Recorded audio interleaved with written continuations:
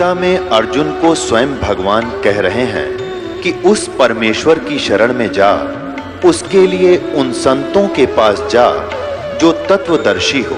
इसी प्रकार हजरत मोहम्मद को उनका अल्लाह कह रहा है कि कोई और पूर्ण परमात्मा है। उसको पाने के लिए उन तत्वदर्शी संत की तलाश कर। वो प्रभु कौन है, ये जानने के लिए कृपया अवश्य सुनिए जगत गुरु तत्वदर्शी संत रामपाल जी महाराज के अमृत वचन। वहां बैठा है वो भगवान, वहां रहता है और वहां से चलकर आता है गति करके। अब और दिखाते हैं। ऋग्वेद मंडल नंबर 9 सूक्त 82 का है। ऋग्वेद मंडल नंबर 9 सूक्त 82 का और ये मंत्र नंबर 1 देखें। इसमें लिखा है कि जो सर्वोत्पादक प्रभु, सबकी उत्पत्ति करने वाला परमात्मा, प्रकाश रूप, सद्गुणों की वर्षा करने वाला और पापों का हरण करने वाला, वह राजेव, राजेव माने राजा के समान, राजा के समान। देख ये 269 पे कदे नकली फिर नो कह दे, पृष्ठ बदल गया होगा। और ये 270 पे राजा के नुन पढ़ दिया आपने। राजा के समान दर्शनीय है, देखण में राजा के समान है, सिंहासन पर बैठा है और वह पृथ्वी आदि लोकांतरों के चारों ओर शब्दमान हो रहा है। वह वर्णीय पुरुष को, जो दृढ़ भक्त है, उसको पवित्र करता हुआ प्राप्त होता है। उसको मिलता अच्छी आत्माओं को। जिस प्रकार विद्युत यानी आकाशीय बिजली स्नेह वाले स्थानों को आधार बनाकर प्राप्त होता है। अब आगे बताऊंगा, पहले ये पढ़ लें। अब दूसरा मंत्र ऋग्वेद मंडल नंबर 9 सूक्त 82 का मंत्र 2। हे परमात्मन, वो किस उद्देश्य से आते हैं? उन भक्तों को मिलते हैं उपदेश करने की इच्छा से आप, उनको तत्व ज्ञान बताने की इच्छा से आप महापुरुषों को प्राप्त होते हो। आप अत्यंत गतिशील पदार्थ के समान हमारे आध्यात्मिक यज्ञ को प्राप्त होते हैं, बहुत स्पीड ताते हो। और आप सर्वज्ञ नहीं, कबीर देव हैं, आप कबीर परमात्मा हैं। आप कबीर परमात्मा, हो गया स्पष्ट। आप कबीर परमात्मा हैं, शुद्ध स्वरूप हैं, हमारे पापों को दूर करके हे सोम, हे अमर परमात्मा, हमको सुख दे। अपने आत्माओं क्या बताया है कि वो परमात्मा सतलोक में रहता है, उसके तीसरे भाग में, तीसरे पोर्शन में, सबसे ऊपर वाले में, टॉप मोस्ट। गरीबदास साहिब जी ने परमात्मा को देखा, कहा अरस कुर्स पर सवेत गुमट है, जहां सतगुरु का डेरा। अरस के कुर्स पर समेत गुमुज है और सवेत छतर सिर मुकुट विराजे, और देखत ना उस चेहरे नु, गरीबदास ये वक्त जाते रो गए इस पैरे। कहते हैं जब तत्वदर्शी संत मिला नहीं और यो ज्ञान समझ में आया नहीं, तो ये मनुष्य जीवन आपका चला जाएगा और रो गए इस पैरे ने, इस समय ने याद कर रोया करोगे। इन नकली संतों से पीछा छुटाओ, इस दास के पास आओ और अपना कल्याण करो। बोलो सतगुरुदेव।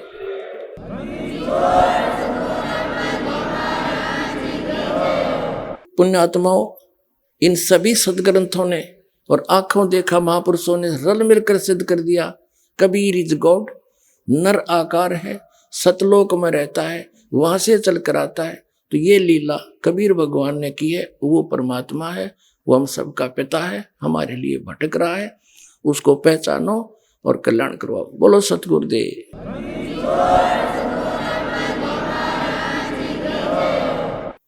परम पिता परमात्मा, पूर्ण ब्रह्म, सारी सृष्टि के रचनार, ये कबीर साहिब जी हैं। कबीर परमात्मा है जो काशी के अंदर,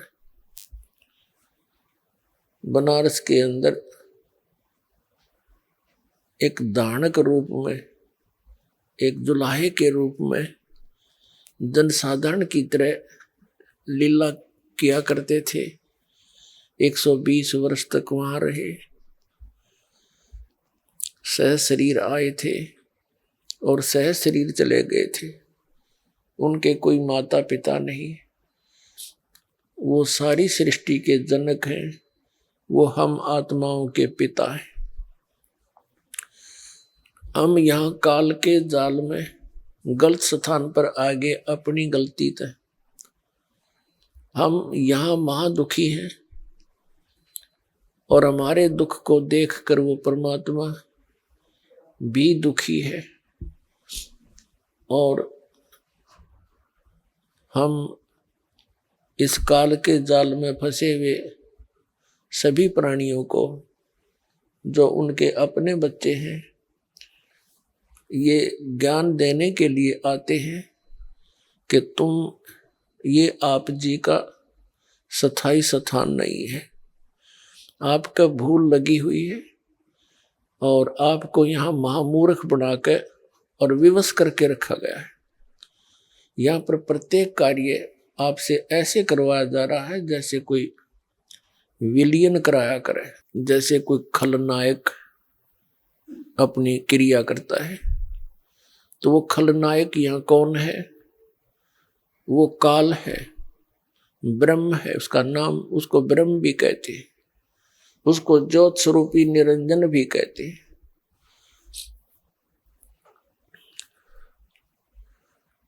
और उसने आपको यहाँ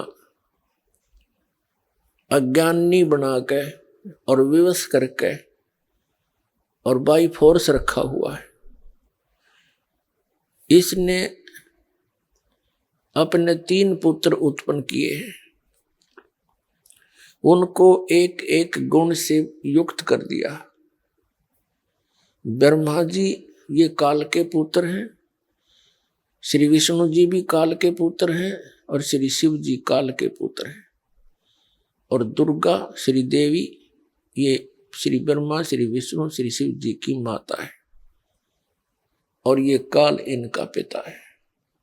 इस काल ने, इस ब्रह्म ने, सरपुरुष ने, इसके ये पर्यायवाची नाम है ज्योत स्वरूपी निरंजन। इसने प्रतिज्ञा कर रखी है कि मैं कभी भी किसी के समक्ष अपने वास्तविक रूप में दर्शन नहीं दूंगा, मैं अपनी योग माया से छुपा रहूंगा।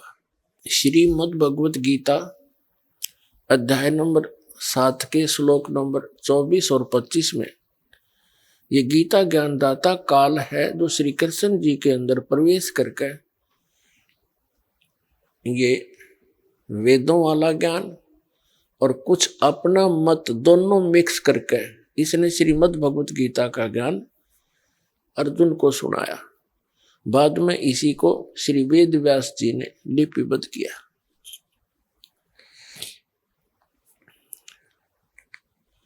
उसमें इसने कहा है कि ये मूर्ख जन समुदाय मुझ अव्यक्त को, माम अव्यक्तम व्यक्तिम आपनम मनन्ते अबुझा, ये मुझ अव्यक्त को ये व्यक्ति रूप में आया हुआ श्री कृष्ण मान रहे हैं। मैं कृष्ण नहीं हूं, क्योंकि मैं अपनी योग माया से छुपा रहता हूं, मैं कभी किसी के समक्ष नहीं आता।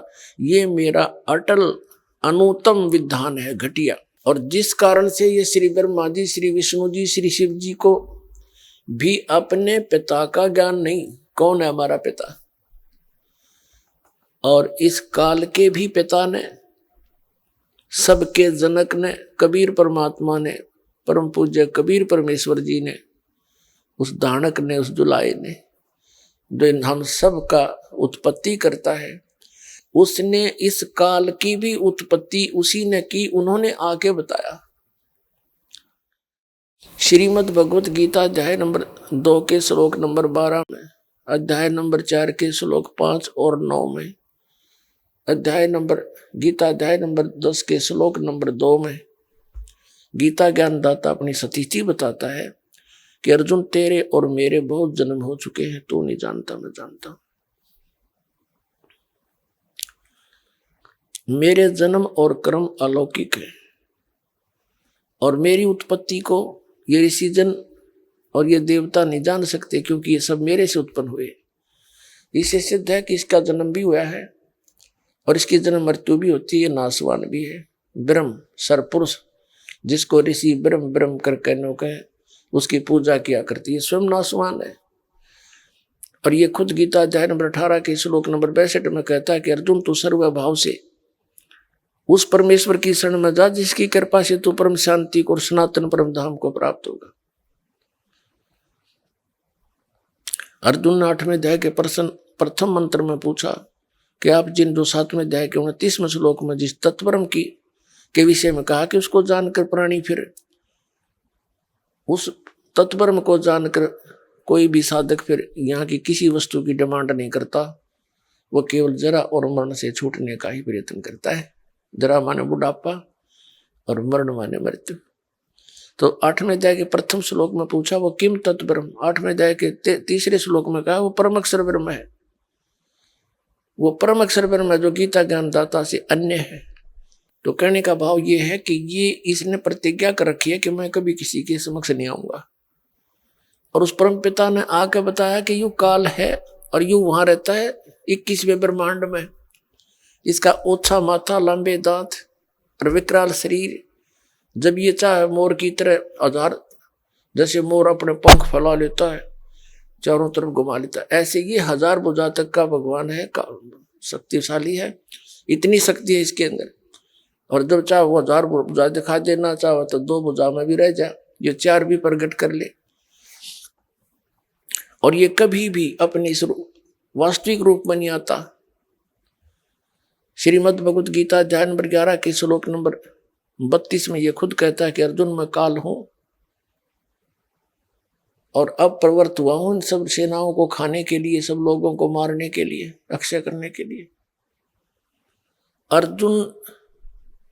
अर्जुन का साला था श्री कृष्ण, और अर्जुन पूछ रहा है उसको कि हे महानुभाव आप कौन है, मैं आपसे अनभिज्ञ हूं, मैं आपको नहीं जानता। बता, साला को नहीं जाना कर आदमी, क्योंकि उस समय वो अपने विकराल रूप श्री कृष्ण से निकल कर बाहर विकराल रूप दिखाया और कृष्ण को अचेत करके खड़ा कर दिया साइड में। तो तब उसके प्रकाश में अर्जुन ने कृष्ण नहीं दिखा, वो दिखा विकराल रूप और कांपा खड़ा खड़ा। तब उसने 11वें अध्याय के 47 और 48 में कहा कि अर्जुन ये है मेरा असली रूप, और इस रूप का आज तक पहले ना किसी ने पहले दर्शन हुए तेरे बिना, और ना आगे हो सकते, ना किसी जप से, ना तप से, और ना किसी क्रिया से, ना वेदों वर्णित विधि से, ना किसी यज्ञ से इस रूप के दर्शन नहीं हो सकते, यानी ब्रह्म प्राप्ति नहीं हो सकती। वेदों में वर्णित विधि से भी नहीं हो सकती। वेदों में क्या विधि है? ओम नाम का जाप और ये 5 यज्ञ, बस इतना सा है। तो यही ऋषियों ने किया, यही इन ब्रह्मा विष्णु महेश जी ने किया। इनको भगवान तो मिला नहीं, और ये हठ योग करने लग गए। हठ योग क्यों करने लगे? कि जब ब्रह्मा जी को इस काल भगवान ने कमल के फूल पर प्रकट कर दिया, बिठा दिया और सचेत कर दिया, पहले ये कोमा में था, तब ये कहता है कि मैं ना जाने कहां से उत्पन्न हो गया, मेरा कौन जनक है मुझे मालूम नहीं। फिर आकाशवाणी हुई कि तप करो तप करो, 1000 वर्ष तक तप किया। ये श्री देवी भागवत के 3रे स्कंद में प्रमाण है जो दास आपको सुना रहा है। जब 1000 वर्ष तक ब्रह्मा जी ने तप कर लिया, फिर कहा सृष्टि करो, फिर ये सृष्टि करने लग गया, क्योंकि 1000 वर्ष तप करके इसके अंदर सिद्धि आ गई, बैटरी चार्ज कर ली इसने और सिद्धि भर ली रिमोट काल के हाथ में इनके पिता के। इसी प्रकार विष्णु जी ने 12,000 वर्ष तक तप किया। ऐसे शंकर जी तो आप देखो सारे दिन आसन लगाए बैठे रहते हैं हर समय। तो ये इनसे बैटरी चार्ज कराता है, इनको सिद्धियों से परिपूर्ण कर लेता है, और फिर जब चाहे अपने रिमोट से वहां इनसे नाश करवा देता है, और जहां चाहे वो क्रिया अपनी आप करवाता रहता है। ये तो इसके कठपुतली है। और इन्होंने ध्यान लगा लगा कर हठियों करके देख लिया, सिद्धियां आ गई, और शरीर के अंदर इन्होंने क्या देखा? प्रकाश देखा। तो प्रकाश भगवान है कोई? कैसा मूर्ख बना रखा था आज तक हमारे को। ये राधा स्वामी पंथ, जय गुरुदेव पंथ, ये सच्चा सौदा सिरसा और जगमाल वाली पंथ, निरंकारी पंथ, ये सहज, ये क्या बताते हैं? सब एक जैसी क्रिया मिलती जुलती, कान बंद करके, आंख बंद करके, प्राण क्रिया करके, अंदर प्रकाश देखो, धुन सुनो। ये पिंड और एक ब्रह्मांड का जो कुछ भी क्रिया है पिंड यानी शरीर में आप देख सकते हो, सुन सकते हो। जो कुछ भी शरीर में सुनते और देखते हो ये काल व्यवस्था है उस सतलोक की, इसमें कोई वस्तु नहीं है। हाँ, इसने काल ने नकली सतलोक, अलखलोक, अगमलोक, अनामी लोक, अकलोक, ब्रह्मलोक के अंदर नकली बनवा रखे हैं और उन पर स्पेशल उस सतलोक जैसी ही रचना करा रखी है। तो यहां मूर्ख बनाने के लिए इसने ऐसा कर रखा है। तो कहने का भाव ये है कि ये प्रकाश जो शरीर में देखते हैं ये बॉडी आत्माएं, ये क्या है? जैसे सूर्य का प्रकाश, रोशनी किसी तालाब में के जल पर गिर रही है और वहां से रिफ्लेक्ट होकर नजदीक किसी का मकान है, कमरा है, उस कमरे की झांकी में के, खिड़की में के जाके और छत पर प्रतिबिंब बना हुआ है।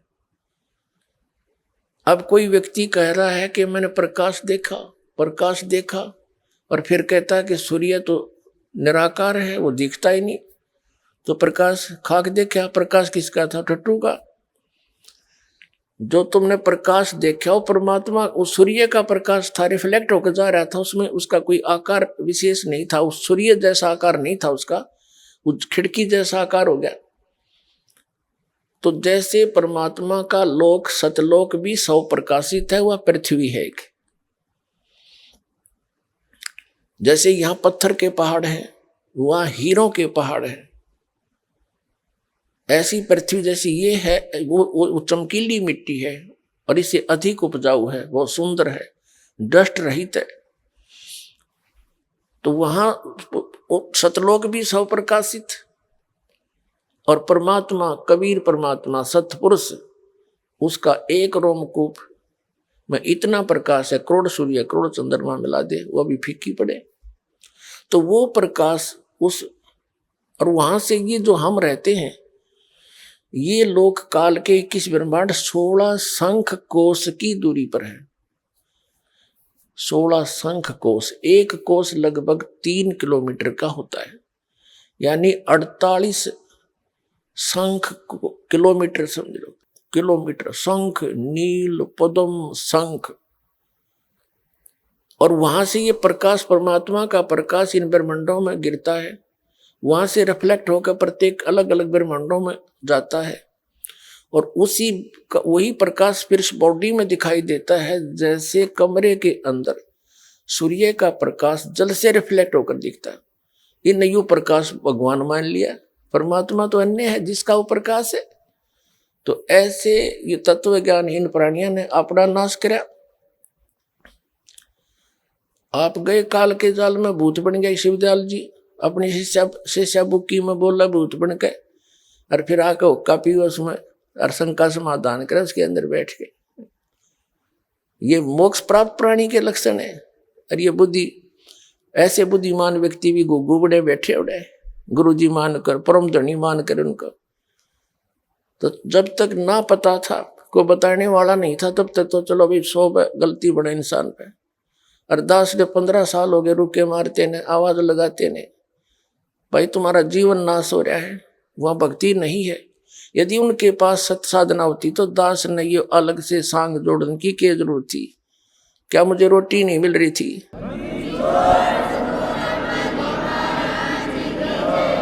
परमात्मा ने 2 समय की रोटी दे रखी थी। जूनियर इंजीनियर की पोस्ट थी, सिविल इंजीनियर की, टाइम पर बढ़िया रोटी मिल रही थी, भगवान का नाम मिल गया था, दिन रात चिंतन करता था। परमात्मा ने दया बख्शी, गुरुदेव ने आदेश दे दिया, बेटा अब तू दीक्षा दिया कर। उसके बाद फिर जीवन बदल गया, नौकरी भी छोड़नी पड़ गई बीच में ही, 18 वर्ष की सर्विस करके। बहुत से भक्त कह रहे थे साथी कि 2 साल और कर ले सर्विस, पेंशन बन जाएगी। 20 वर्ष के बाद पेंशन बन जाती है। अब नहीं, 2 साल तो बहुत ज्यादा है, 2 मिनट भी ना डटा जाता। अब तो सच्चे भगवान की नौकरी करेंगे, या नौकरी तो करते हैं, संग जन्म हो गए। तो पुण्यात्मा दास का अगर उनके पास वस्तु होती तो मैं नहीं करता इस काम ने, कति भूल के भी ना करूं मैं। एक अपने सिर पर दोष धरना, मिसगाइड करना है। एक व्यक्ति जा रहा कहीं पर और जिस व्यक्ति को ज्ञान नहीं और वो उसको मार्गदर्शन कर देता है और वो विपरीत दिशा में भेज दिया, वो 300 किलोमीटर जाकर उसको पता लगा, तो रोएगा उस दुष्ट ने कि युकी एक उसने ना पता होता तो मना कर देता, मुझे नहीं मालूम भाई, इससे अच्छा किसी और से पता करके अपना 10 मिनट पीछे चल पड़ता। तो ये नकली संत हैं टोटली पूरे विश्व के अंदर, समझ लेना। इस दास के अतिरिक्त चाहे इसने अभिमान समझो और चाहे सच्चा ज्ञान समझ लियो, थोड़े दिन में क्लियर भी हो जाएगी।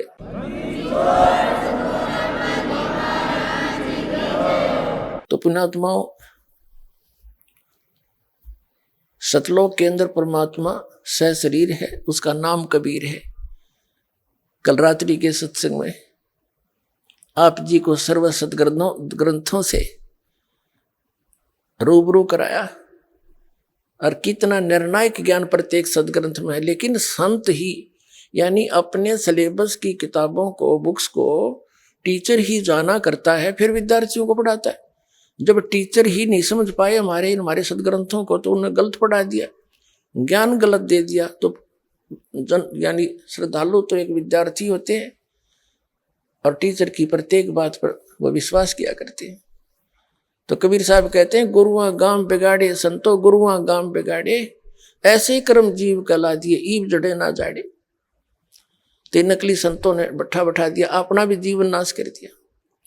और दास बार बार कहता है, इनके बारे में सरेआम कह दिया, सीडी बना कर भेज दी, पुस्तक छाप दी, और ये टेलीविजन के माध्यम से इंटरनेशनल स्तर के टीवी इन पर चलन लग रहा है। 5 साल 4 साल थे। मैं इनसे कह रहा हूं, अगर मैं गलत कह रहा हूं एक तो शब्द बता दो तुम, केतन या गलत बोल दी और थारी सारी गलती बताऊं मैं। फिर बिना शर्माती इन लोगों ने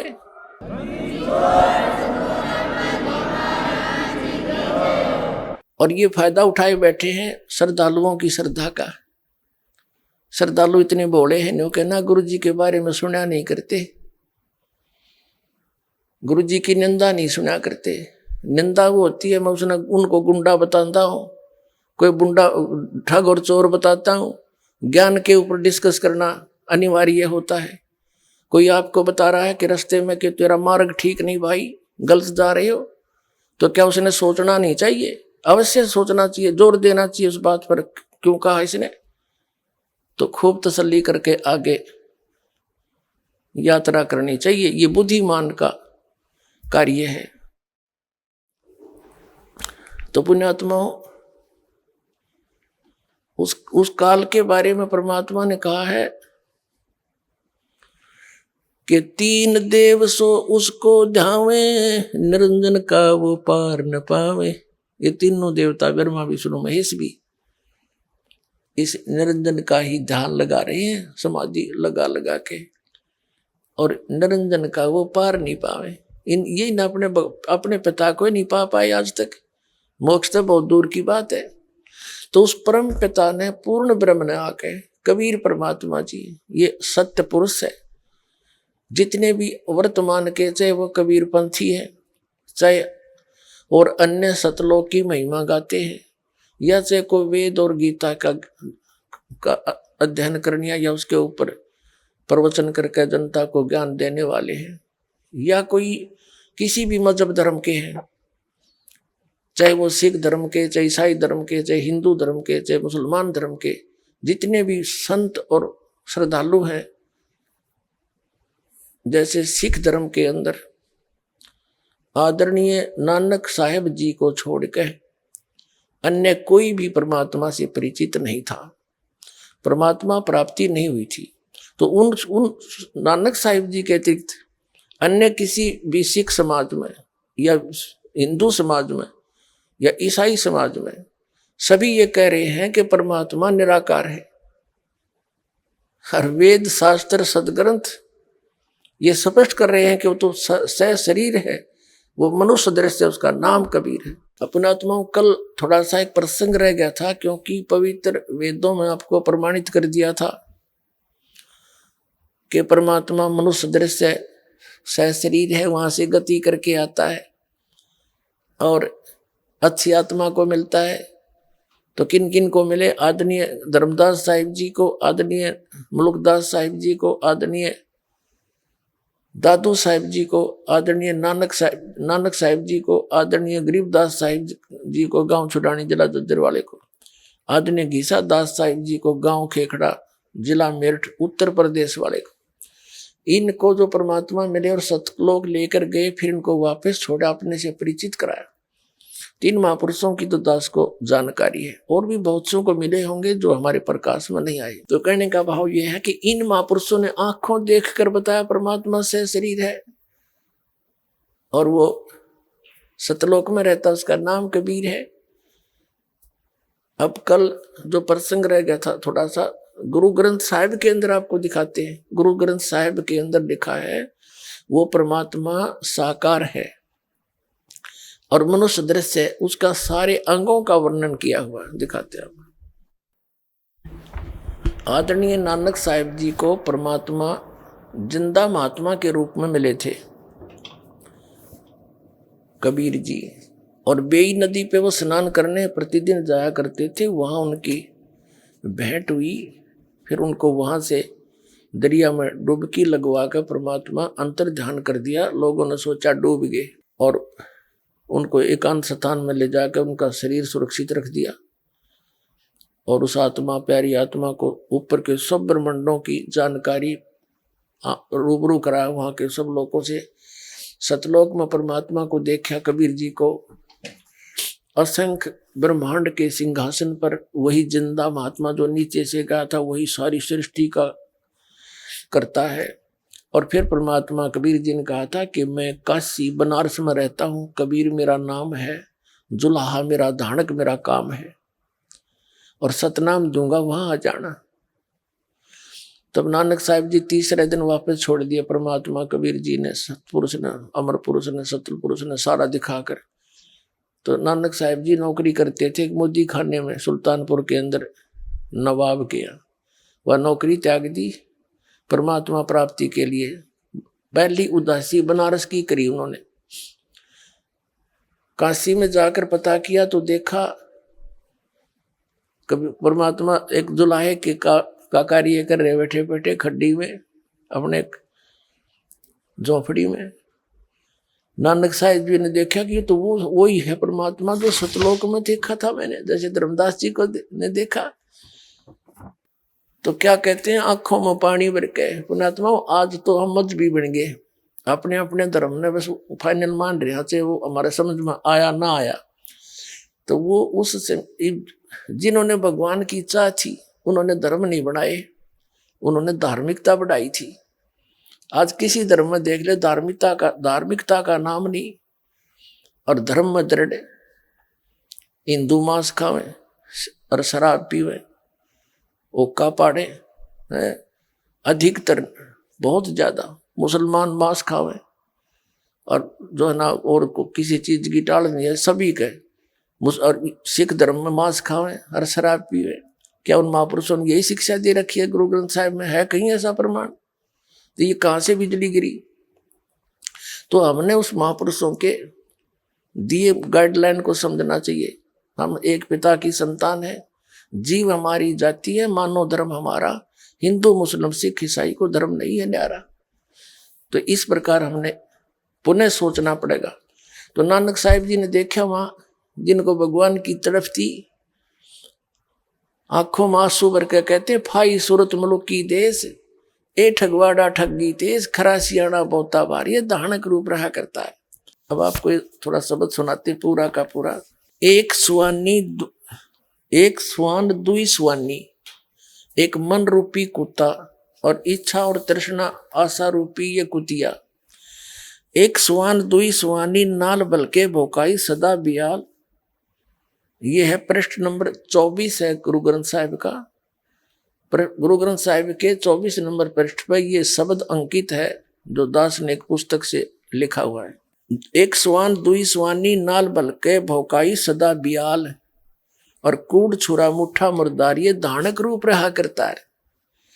मैं पत की पेंद न करने की कार, वो बिगड़ रूप रहा बिकराल, तेरा एक नाम तारे संसार, मैं एहो आस एहो आधार।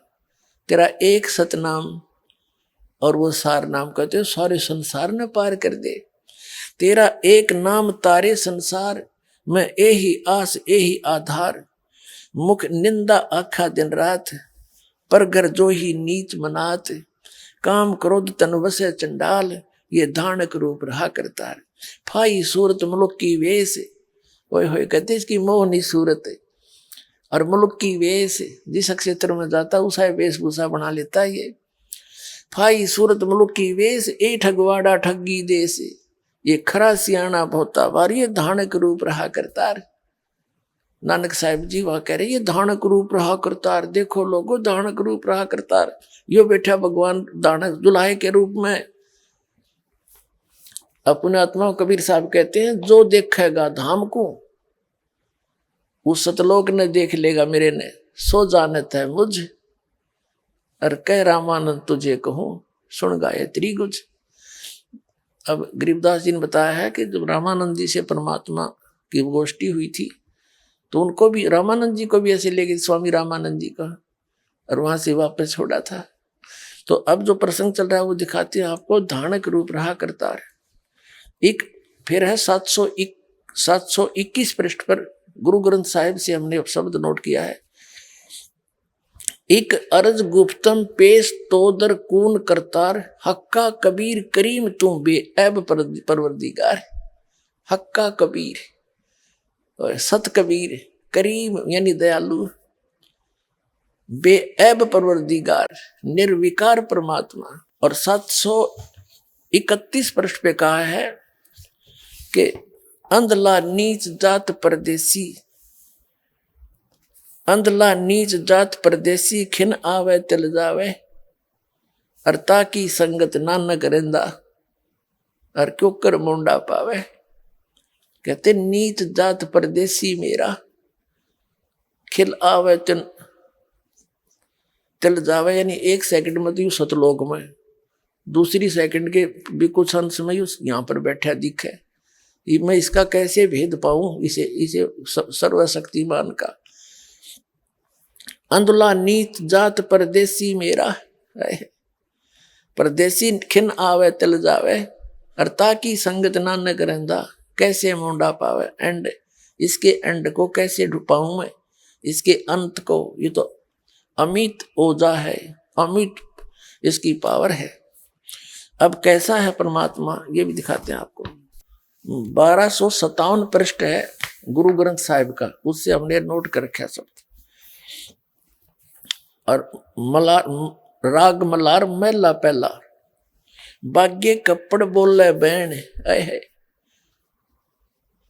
नानक साहिब जी पहले में लेके, नानक साहिब जी की वाणी है, वो क्या बोल रहे हैं कि बागे कपड़ बोले बैन, और लंबा नक काले तेरे नैन, और कबहू साहिब देखा बहन। है तुमने भगवान देखा कदे। बागे कपड़ यानी सफेद कपड़े, और बड़ी प्यारी प्यारी बोली बोलता है, और लंबा नक, और काले तेरे नैन। बता फिर भगवान निराकार क्यों करवाया? किसी ने पूछ ले भगवान निराकार, और हमारे सदगुरु बताओ मनुष्य दृश्य साकार है। उड़ा चढ़ा आसमान, साहिब समर्थ तेरे ताण, यानी आसमान में भी मैं तेरे ताण तेरे सहारे गया।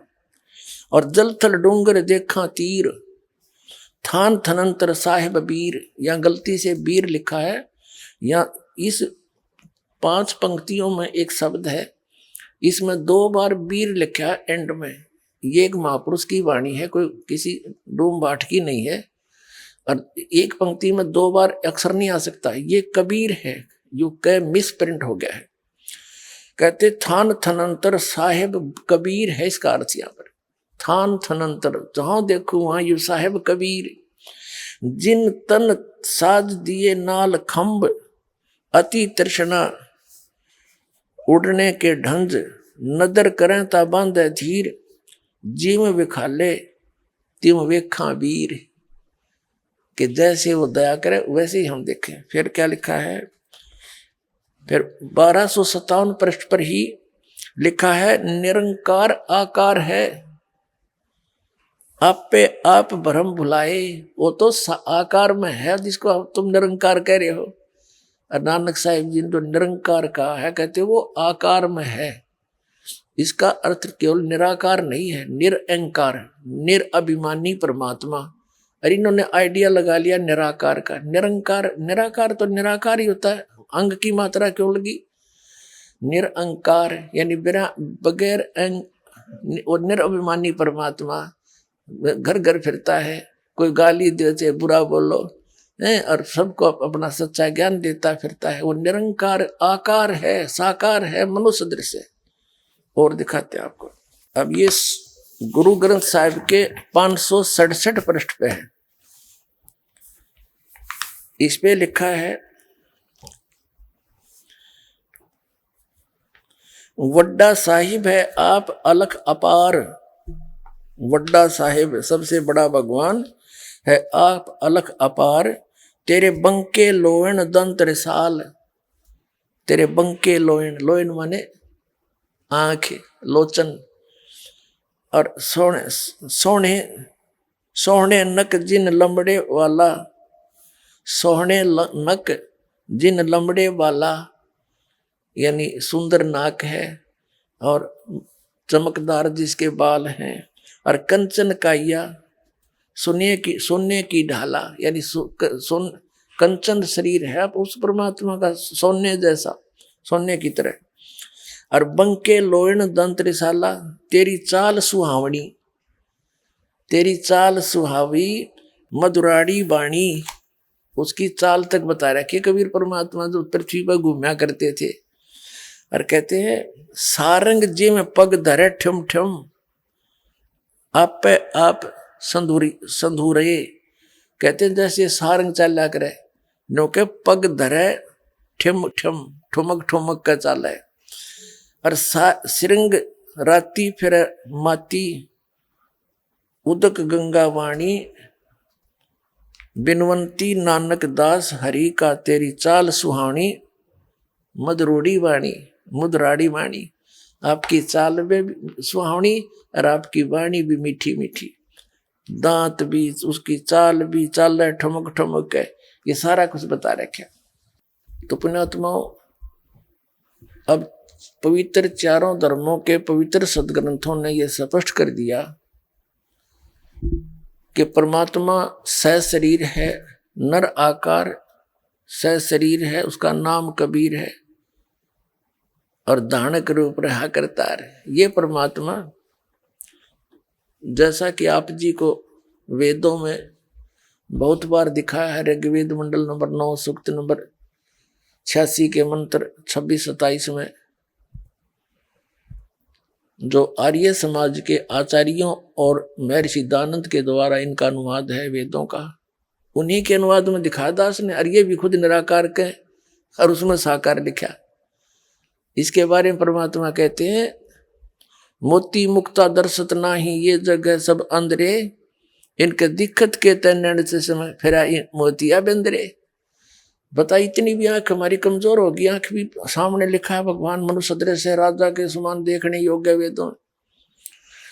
तो वो वहां से वो सतलोक में रहता है भगवान, धूलोक के तीसरे पृष्ठ पर विराजमान है, वहां एक देशीय है और वहां से चल कर आता है, अच्छी आत्माओं को मिलता है। उन अच्छी आत्माओं में से किन किन को मिले जैसा भी आपको बता दिया था।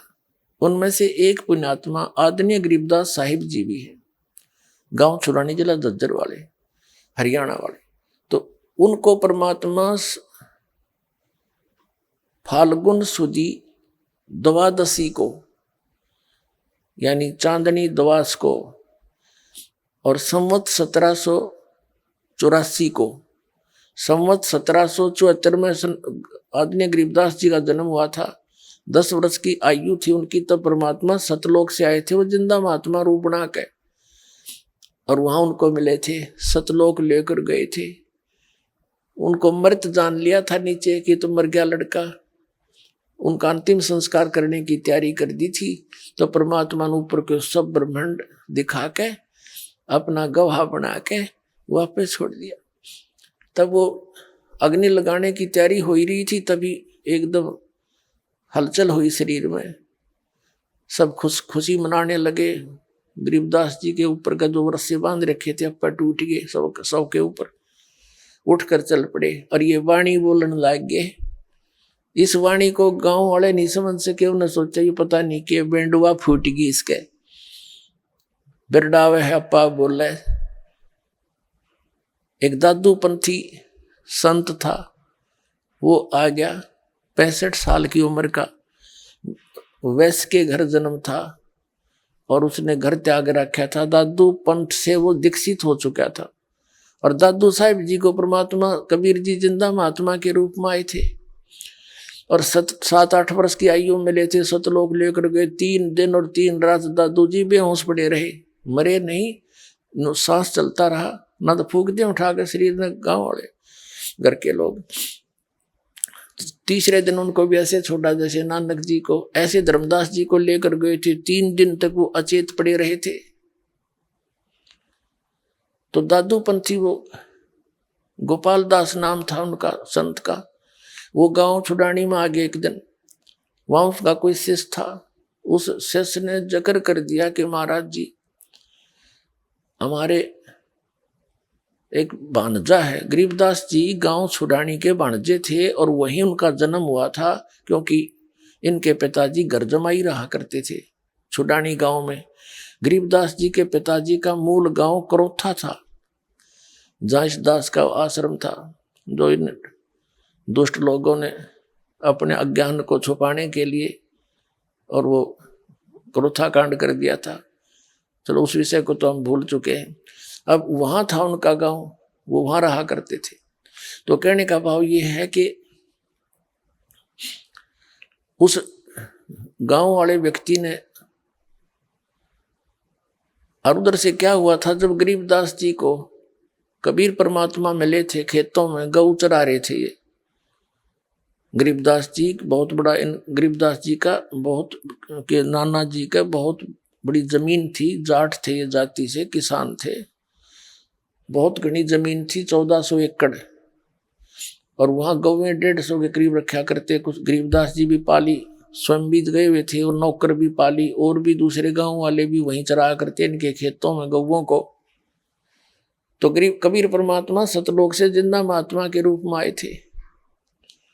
तब इन पालियों ने आग्रह किया था, भगवान रोटी खाओ, भोजन पाओ। परमात्मा ने कहा था, खाना मैं अपने घर खा के आया हूं भाई, अपने लोक से। फिर इन्होंने कहा, जी दूध तो पीना पड़ेगा, नहीं तो हम अतिथि को ऐसे जाने नहीं देते। तो कबीर साहब ने कहा था, दूध पिलाओगे तो कुंवारी गाय का पिलाओ, कुंवारी गाय का दूध पीता हूं मैं। तो सभी कहने लगे, बाबा जी तेरी दूध पीने की नीयत नहीं, मजाक करते हो, कुंवारी गाय दूध देती है कभी? गरीबदास जी थे छोटे से बालक 10 वर्ष के, वो एक बछिया को लाए पकड़कर, कहने लगे, देखो महाराज जी इसका बच्चा भी नहीं है, सतन भी छोटे छोटे, दूध कैसे देगी? परमात्मा ने कहा, कोई ऐसा खाली पात्र लाओ जिसमें दूध निकालेंगे। वहाँ एक मिट्टी का बर्तन था छोटा सा, 5-7 किलो जल आ जा उसमें, तो दूध आ जा। वो लिया, गरीबदास जी ठा गए, दूध आ के रखा हुआ था। परमात्मा ने कहा, ले इसके सतन का नीचे कर। कबीर परमात्मा ने थपकी मारी, कुंवारी गाय के लंबे सतन हो गए, दूध की धार चल पड़ी, पात्र भर गया, अपने आप बंद हो गया। अब वो दूध परमात्मा को दे दिया। गरीबदास जी निकले, महाराज जी आपकी लीला है। तो अपने आत्माओं वो उन्हीं को मिलते हैं जो दृढ़ भक्त होते हैं। वो गए गरीबदास जी के खातिर थे, के लिए थे, बाकी तो नकली थे वो बैठे। परमात्मा ने दूध पिया, मुंह लगा के, शेष उनको छोड़ दिया, ले भाई तुम पी लो बच्चों, अमृत है ये। जो और पाली थे 5, 7, 10 बड़ी उम्र के, कुछ 20 वर्ष का, कोई 30 का, कोई 40 और 50, 60 का, वो कहने हम ना पीवा जादू तंत्र का दूध और पाप का दूध, कुंवारी गां का हम कदे भी ना पीवे, और तेरी जात का भी रहना तो किस जाति का है। वो तो उठकर चले गए। गरीबदास जी कहने लगे, जिस दास को दो महाराज, आपका दूध कद कद मिला, आपका जूठा अमृत। तो पुण्यात्माओं, ये लक्षण होया करे साधु भक्तों के अंदर, जो पूर्व संस्कार होते हैं, उनका ऐसा स्वभाव होता है। और ये जितने नकली संतां के चले गए फंसे पड़े हैं, ये सारे इसे पुण्यात्मा थे, श्रद्धालु होकर बैठ गए, उसका दुरुपयोग करके उन्हें बैठा दिया उनका जीवन, ना कोई भक्ति। तो इस प्रकार उन्होंने उनका नाश किया। और इस श्रद्धा से कबीर साहब ने उस प्यारी आत्मा श्रद्धालु को आबाद किया सच्ची भक्ति बता के। तो गरीबदास जी ने पिया, दूध पी के फिर परमात्मा ने उनको ज्ञान सुनाया। उसको उनकी इच्छा, इतनी प्रबल इच्छा होगी कि महाराज एक बार वो लोग दिखा दो बने। वो दिखाना ही था उनको, तो गवाह बनाना था कलयुग में आपके लिए कि हु इज गॉड, ये सिद्ध करने के लिए कोई गवाह चाहिए। खुद तो यहाँ भटकते ही रहे, हमने कभी नहीं उनको पहचाना। तो गवाही बताया करते हैं कि ये है भगवान। तो वो सतलोक लेकर गए, सारा कुछ दिखा कर वापस छोड़ दिया। उसके बाद वो ये वाणी बोलते रहे। गांव वाले ने सोचा ये पागल हो गया, उसको बावड़िया कहने लगे, पागल। अब उस व्यक्ति ने, दादू पंथी गोपाल दास के शेष छुड़ानी के व्यक्ति ने कहा, महाराज एक लड़की का लड़का पागल हो गया और उसके एकला पुत्र है, किसी संत ने जादू जंत्र का कर दिया, दूध पिला दिया जादू जंत्र का, कुंवारी गाय का निकाल के। उसके बाद वो मेंटल हो गया। और यूं का ऐसे कहते हैं कि साधु की विद्या ने साधु का काट्या करे, आप कुछ दया बख्श दो, वो लड़का ठीक हो जा। उस गोपाल दास ने कहा कि लाओ बुला के, मैं कर दूंगा, जाड़े जुड़े थोड़े बहुत ये जाने करें संत पंथ से। वो व्यक्ति गया, गरीबदास जी के नाना जी शिवलाल नाम था उनका, शिवलाल।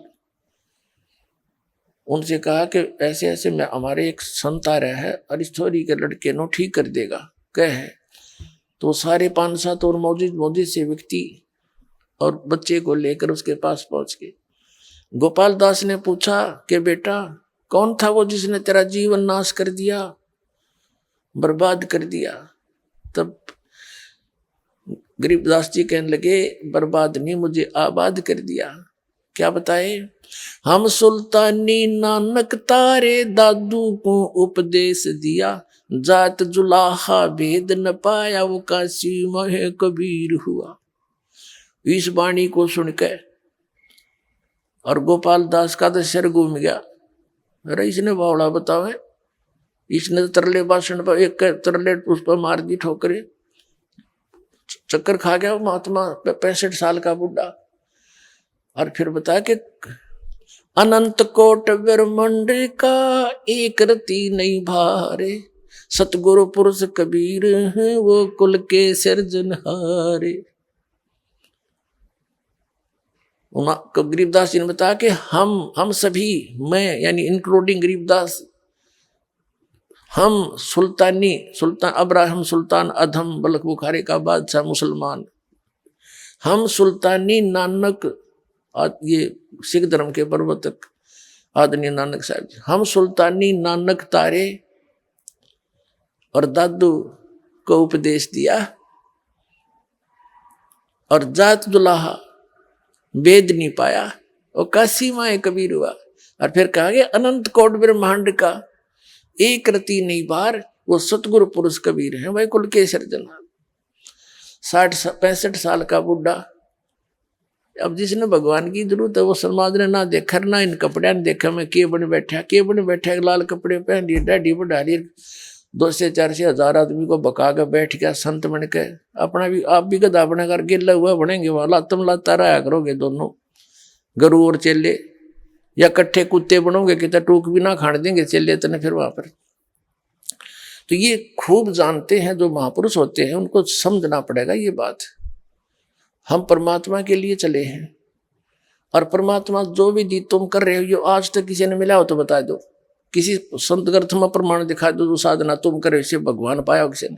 आइए अब हम उन श्रद्धालुओं के अनुभव जानते हैं जो जगत गुरु तत्वदर्शी संत रामपाल जी महाराज जी से दीक्षा प्राप्त कर चुके हैं तथा उनके द्वारा बताए गए भक्ति मार्ग पर चल रहे हैं। नमस्कार जी। सत साहिब जी। क्या नाम है बहन जी आपका? मेरा नाम मिंकल है। मिंकल जी, आप कहाँ से हो? मैं लुधियाना पंजाब से हूँ। बहन जी, संत रामपाल जी महाराज से नाम दीक्षा लेने से पहले आप क्या भक्ति साधनाएं करती थी? संत रामपाल जी महाराज की शरण में आने से पहले वैसे तो हम जो आम देवी देवता ही पूजते थे, पीरों को भी पूज लेते थे, पर मेरे पापा जी ने धन धन सतगुरु वाला जी का नाम ले रखा था। जब उन्होंने नाम लिया तब तो हमारी वैसे ही धन धन ही होगी, जैसे कि घर में हर एक चीज़ के कमी होती जा रही थी। सुख तो है ही नहीं था। जब से उनका नाम लिया कोई भी लाभ नहीं हुआ उनकी भक्ति से। उन्होंने वो 3 नाम जो देते थे पहले तो दूसरे देते थे, मेरे पापा जी ने ले रखा था नाम, तो हमने नहीं लिया था, लाभ तो हुआ ही नहीं हमें। फिर आप संत रामपाल जी महाराज की शरण में कैसे आई?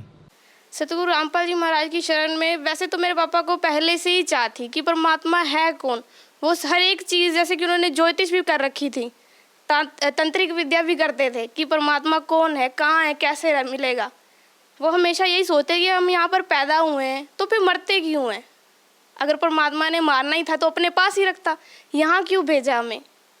तो इस तरह एक दिन मेरे पापा टीवी देख रहे थे तो साधना चैनल लग गया, तो संत रामपाल जी गुरु जी यही बता रहे थे कि हमारा कारण क्या है यहाँ पर आने का और मरने का। तो यहीं पर वो बात कैच हो गई। तो मेरे पापा जी ने जो साधना चैनल से बुक मंगाई ज्ञान गंगा, तो उन्होंने दिन रात एक करके वो बुक पढ़ी ज्ञान गंगा। फिर ऐसे परमात्मा से जुड़े सतगुरु रामपाल जी महाराज जी से मेरे पापा। बहन जी, अभी आपने पुस्तक का जिक्र किया ज्ञान गंगा, सुना है इसको फ्री में भी प्राप्त किया जा सकता है। इसको प्राप्त करने की विधि क्या है?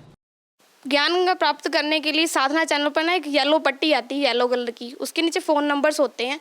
आप उन फ़ोन नंबर्स पर अपना SMS सेंड करो एड्रेस के साथ, वो आपको ज्ञान गंगा पुस्तक घर में फ्री में पहुंचेगी। बहन जी, संत रामपाल जी महाराज से नाम दीक्षा लेने के बाद आपको क्या लाभ मिले? सतगुरु रामपाल जी महाराज से नाम लेने के बाद हमें लाभ तो बहुत हुए। पहला लाभ तो यह कि मेरे पापा जी की हालत ठीक नहीं रहती थी, बीमार रहते थे वो हमेशा। उनकी शुगर 500 550 तो रहती थी, अब भी है, रहती थी। तो वो हमेशा बिस्तर से उठते ही नहीं थे, बहुत बीमार रहते थे। हमारे घर की स्थिति भी बिल्कुल, मैं कहती हूँ कि अब मैं जैसे देखने में लग रही हूँ ना, ऐसी तो है ही नहीं थी। बहुत बेकार दशा थी हमारे घर की। हमारे पास खाने के लिए कुछ होता ही नहीं था। हमने जब सब्जी भी पानी में बनाते थे, कुछ है ही नहीं था हमारे घर में।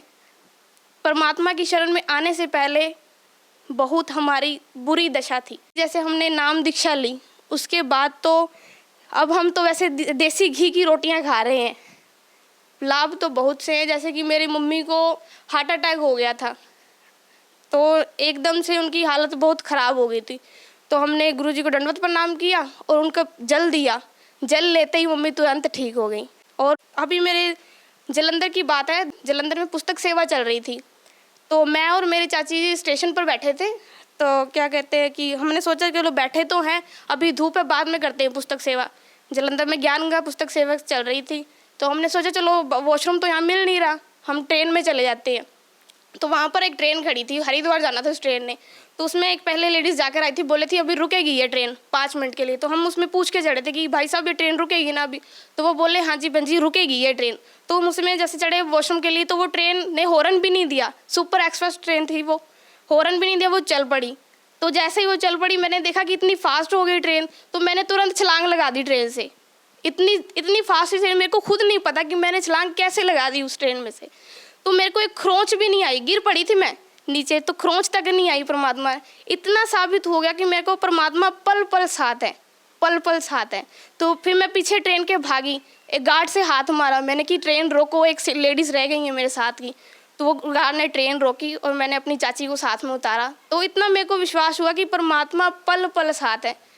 इतनी दया कर रखी है परमात्मा ने, तो मैं बता नहीं सकती। जैसे मेरे पापा को अब भी शुगर रहती है, 550 शुगर रहती है, तो वो दवाई वैसे एक जो देते हैं सुबह शाम खाने की, तो डॉक्टर जो चेक कराते हैं ना कि ये भाई साहब आपकी शुगर कितनी है, वो बताते हैं कि 500 550 इतनी है। तो आप चल कैसे रहे हो? 350 वाला आदमी चल नहीं सकता शुगर का। तो ऐसे ही तुरते फिरते हैं, सब कुछ खाते पीते हैं, मीठा भी खाते हैं। तो परमात्मा की दया से सब कुछ ही सही है। और मेरी सिस्टर ने भी अभी नाम लिया था, तो उनके घर में आर्थिक दशा ठीक नहीं थी, उनके घर में खाना पीना सब चलता था, तो उनको भी लाभ हुए। और मेरे पापा पहले नाम लेने से पहले बहुत नशा करते थे, दारू पीते थे, मांस खाते थे, खाकर इतना घर में क्लेश करते थे ना कि रात को हमें सोना मुश्किल हो जाता था। बहुत दारू पीते थे, एक तरह से सहना करना कठिन था उनके लिए। अब नाम दीक्षा लेने से हमें तो पहले ये लाभ हुआ कि पापा के ये सब कुछ छूट गए हैं विकार। 40 साल से वो बीड़ी पीते थे, वो छूट गई, क्योंकि आम इंसान की तो छूट ही नहीं सकती। वो बोलता है कैसे छोड़ दूं मैं इसको। सतगुरु रामपाल जी महाराज की दया से सब कुछ यानी दूर हो गया, जो बुरे विकार थे उनके। हमारे घर में सभी सुविधाएं हैं, अब किसी तरह की तकलीफ भी नहीं है। बहन जी, कहा जाता है कि जो व्यक्ति नशा करता है उसका नशा छोड़ पाना बहुत ही मुश्किल होता है। इसके लिए लोग बहुत सारे रुपए भी खर्च करते हैं, पर नशा नहीं छूट पाता। आखिर संत रामपाल जी महाराज ने आपके पिताजी को ऐसी कौन सी दवाई दी कि उनका नशा एक ही दिन में छूट गया? दवाई तो नहीं, वो परमात्मा, सच में पूर्ण परमात्मा बंदी छोड़ सतगुरु रामपाल जी महाराज इस समय अब धरती पर आ चुके हैं। चाहे कोई माने चाहे ना माने, मानने के लिए हमारे पास सदग्रंथ है कि हमारे सदग्रंथ क्या बताते हैं भक्ति। सतगुरु रामपाल जी महाराज सत भक्ति बताते हैं सदग्रंथों के हिसाब से। जो इंसान ये भक्ति करता है उसके सब विकार दूर हो जाते हैं, क्योंकि वो नाम मंत्र ऐसे हैं जो हमारे सदग्रंथ में प्रमाण है, वेदों में प्रमाण है। इसलिए ये वो दवाई वगैरह नहीं, उनके आशीर्वाद से ही, जो वो भक्ति देते हैं उससे ही सभी विकार दूर हो जाते हैं। बहन जी, हमने सुना है कि संतों के पास नाम दीक्षा लेने के लिए पैसे जमा कराने पड़ते हैं। जब आप संत रामपाल जी महाराज से नाम दीक्षा लेने के लिए गए तो आपको कितने पैसे देने पड़े? यहाँ पर तो कोई, वैसे तो परमात्मा के जो चैनल आता है ना, साधना चैनल, उसके नीचे एक पट्टी लिखी आती थी सत्संग के पहले जब हुआ था, उसके नीचे स्पेशल लिखा आता था कि यहाँ पर निःशुल्क नाम दीक्षा दी जाती है। तो आप सभी देख सकते हैं कि अब भी टीवी पर आता है कि निःशुल्क नाम दीक्षा ले सकते हैं, पैसे वैसे कुछ नहीं लिए जाते हैं वहाँ पर। बहन जी, पहले आप एक अन्य संत राधा स्वामी के आश्रम में जाती थी, उसके बाद आप सतलोक आश्रम में जाने लगी, तो दोनों की सुविधाओं को लेकर आपको क्या भिन्नता नजर आई? सुविधा वहाँ पर तो कोई सुविधा है ही नहीं थी। जब भंडारा वगैरह होता था तो वहाँ तो रहने की, खाने की, पीने की हर एक दिक्कत आती थी।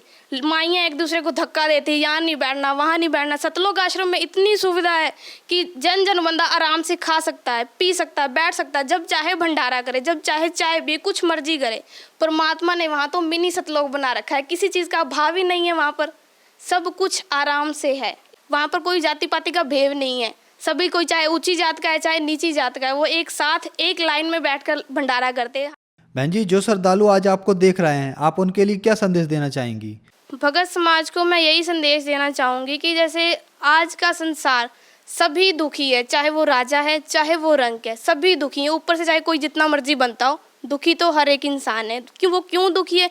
क्योंकि इसकी भक्ति सही नहीं है, वो शास्त्र विरुद्ध भक्ति कर रहा है। जो हमारे शास्त्र बता रहे हैं वो तो वो कर ही नहीं रहा। मंदिर में जा रहा है, पत्थरों को पूज रहा है, जबकि शास्त्रों में कहीं नहीं लिखा कि आप पत्थर पूजो। अगर लिखा होता तो सभी सुखी हो जाते। इतने सालों से देवी देवता पूज ही रहे हैं, हम सुखी क्यों नहीं हुए? क्योंकि हमारी भक्ति सही नहीं है। जो संत रामपाल जी भक्ति देते हैं वो शास्त्र के अनुसार देते हैं, जिससे करने से हमें लाभ होते हैं, शारीरिक कष्ट भी कटते हैं। इसलिए मैं अंत में यही कहना चाहूँगी कि साधना चैनल पर गुरुजी का, सतगुरु रामपाल जी महाराज जी का सत्संग आता है, आप सत्संग सुनो, उनकी ज्ञान गंगा बुक भी आती है, वो पढ़ो, ज्ञान को समझो और ये भक्ति अपनाओ। इस भक्ति से बहुत लाभ होते हैं, मोक्ष प्राप्ति होती है, क्योंकि ये सदग्रंथों के हिसाब से भक्ति है, उनके अनुसार है। बहन जी, संत रामपाल जी महाराज से नाम दीक्षा कैसे ले सकते हैं? सतगुरु रामपाल जी महाराज जी से दीक्षा लेने के लिए हर एक जिले में सेंटर खोले गए हैं। तो जो सेंटर खोले गए हैं, साधना चैनल पर एक येलो कलर की पट्टी चलती है, उस पर फ़ोन नंबर्स लिखे आते हैं। जो भगत नाम लेने की इच्छुक हैं वो उन फ़ोन नंबर्स पर कॉल करके नाम दीक्षा लेने के केंद्र पता कर सकते हैं तथा नाम ले सकते हैं। धन्यवाद बहन जी। सत साहिब जी।